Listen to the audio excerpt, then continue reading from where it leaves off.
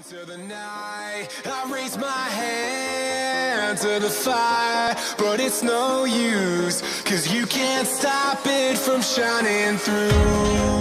It's true, baby, let the light shine through, if you believe it. Hello and welcome to the semi-final highlights for round 3 of the 2015 Combe Karting Championship.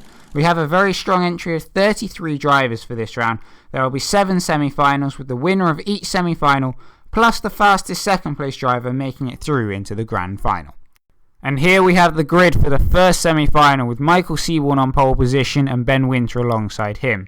Alex Kite and Tim Harrison on the second row, and Carl Barnes completing the grid. The leading 4 all got away well, with Seaborn holding the inside line into the first corner. He ran Ben Winter out wide, which allowed Alex Kite up the inside into the chicane. As they were halfway around the first lap, the leading 5 were all pretty close together.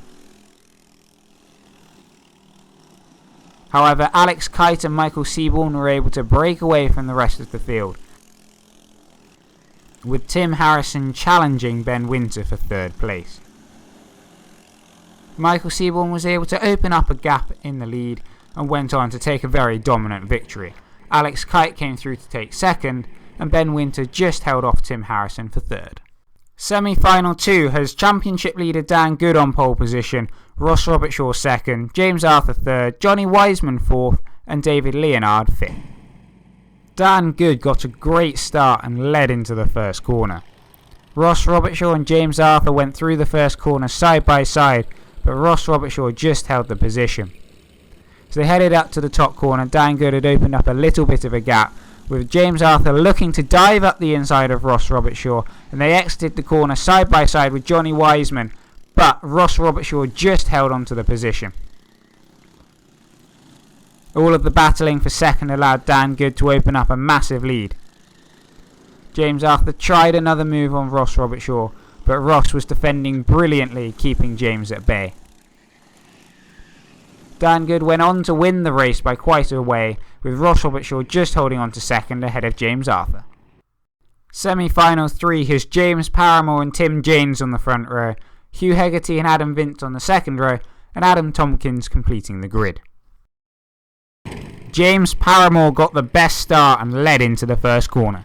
Hugh Hegarty challenged Tim Janes for second, but Tim held the position. The leading 3 were able to pull a small gap over the battle for fourth, which was being led by Adam Vince, who was just ahead of Adam Tompkins. Hegarty and Tim Janes continued their battle for second, with Tim just holding the position. Adam Vince came into the last corner a bit hot, crashing into the wall. Adam Tompkins came around the corner with nowhere to go, crashing out in avoidance. James Paramore avoided the drama behind him there and went on to take a very dominant victory. Tim Janes just held off Hugh Hegarty for second and third, while Adam Vince continued to finish in fourth. Semi-final 4 has Oliver Baiani and Thomas Cardinal on the front row, Chris Hawkins and Theo John on the second row, and Nick Adams completing the grid. Oliver Baiani and Thomas Cardinal both got great starts, with Baiani converting pole into the lead. Theo John slotted into third position, but Chris Hawkins fought back immediately, taking the place back at the chicane. Baiani and Cardinal were able to open up a gap ahead of the third place battle, with Baiani going on to open up a big lead over Thomas Cardinal. Chris Hawkins was in a safe third position, with Theo John fourth and Nick Adams a little further back in fifth. Baiani went through to take the win though, ahead of Thomas Cardinal, with Chris Hawkins third. Semi-final 5 has Zach Venn and Stephen Islip on the front row, with Jeremy Woodward and Christopher Bascott completing the grid. Zach Venn got a brilliant start to lead into the first corner. Jeremy Woodward tried to move up the inside of Stephen Islip, but lost momentum and also lost a place to Christopher Bascott. This allowed Zach Venn to have a healthy lead out in front, with Stephen Islip in a safe second place and Christopher Bascott fending off third position. Woodward was able to get the move on Christopher Bascott, slicing his way up the inside, while Christopher Bascott tried to get the place back, but Woodward held him off. Out in front though, Zach Venn continued to build up his lead, and Islip was in a very comfortable second place. then went on to take the win ahead of Islip, with Jeremy Woodward finishing in third. For semi-final 6, we have Jamie Higgins and James Convery on the first row, with Jack Sweeney and Tom Welch completing the grid. James Convery got the jump off the line leading into the first corner.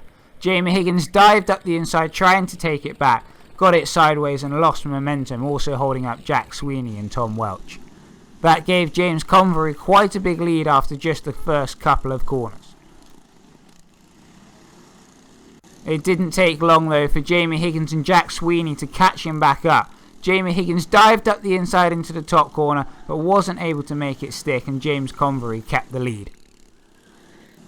A few laps later and Jamie Higgins carried the momentum up the straight. James covered the inside line. Jamie tried to get the cut back, but again James covered the inside line. Jamie tried to squeeze his way through, but there wasn't enough space and he ended up in the wall. This then meant that Jack Sweeney was the one to put the pressure on James Convery, but James was able to hold on and take the win, with Tom Welch coming through to finish third. And for the 7th and final semi-final, we have Ed Bars and Archie Cousins on the front row, and Bob Honeysett and Stephen Arnold on the second row. Archie Cousins got the best start and led into the first corner. Ed Bars tried to get the cut back, turned in too early, clipped the barrier and spun out of contention. This gave Archie Cousins quite a big lead over the battle for second, with Stephen Arnold fending off Bob Honeysett. Bob kept trying to find a way past, but Stephen Arnold was defending very well, leaving no openings. But then Bob Honeysett got the cut back at the first corner and squeezed his way through into second place. Archie Cousins went on to take the win, with Bob finishing second and Stephen Arnold third. And so the results from the semi-final see Oliver Bayani at the head of the table with the fastest lap and pole position for the grand final. He'll be joined on the front row by Zach Venn. The fastest second place driver was Thomas Cardno, so he'll be taking up the 8th and final grid spot in the final, with Tim James being the top Masters driver. That's it for the semi-finals. Hopefully we'll see you again for the grand final. Into the night, I raise my hand to the fire, but it's no use, 'cause you can't stop it from shining through. It's true, baby, let the light shine.